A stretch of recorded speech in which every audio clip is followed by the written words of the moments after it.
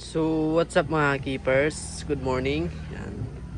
Basta natin dito. Nagpapakain pala tayo ngayon ng spirulina tablet mga bossing. Yan, no?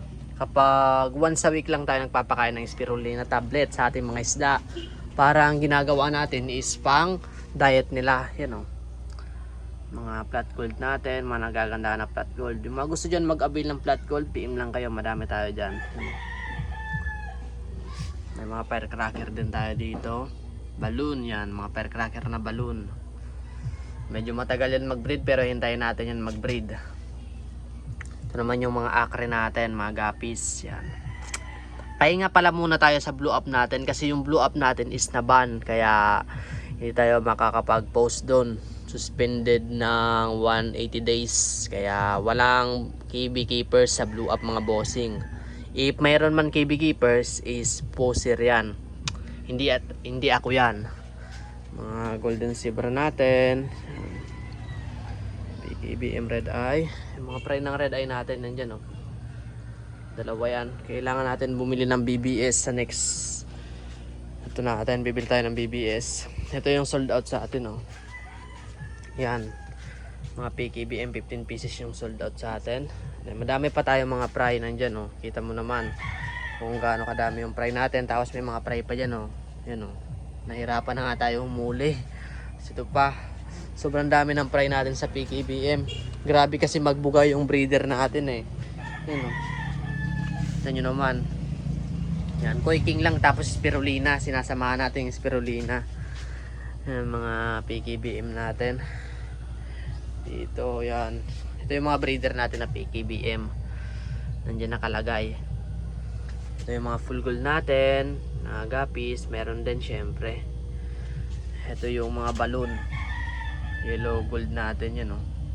Sana ma-breed natin to. Kasi konti lang, eh.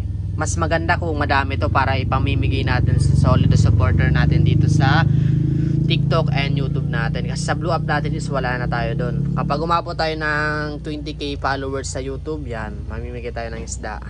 Mga full gold na red eye, meron din. Ito, tuxedo ribbon, may mga PKBM na fry. Yan, para mabilis lumaki yung mga isda natin, is siniseparate natin yung mga fry sa mga breeder. Para hindi naaagawan ng pagkain.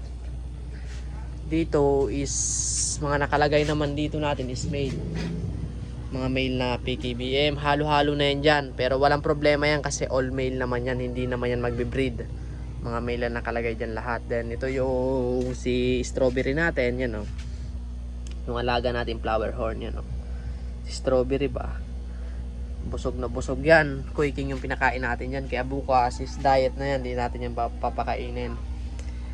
Kaya yung mga gusto dyan pala mag-avail, PM na lang ako sa TikTok ko or sa YouTube ko. Wala na tayo, ay sa blue up din, meron naman tayong blue up. Kaso hindi na yun for hobby natin. For account na natin yun only sa mga school, yan. Hindi na yun for hobby natin. Hindi na pangisda. Pero yung mga gusto mag-avail is pwede naman kayo pumi-im doon. Ano? Yung mga isda natin sa backyard natin. Then yung mga nagtatanong kung saan ang location natin. Naka-location tayo sa Dunsol, Sorsogon. Yan, Sorsogon tayo mga bossing, ha, Bicol.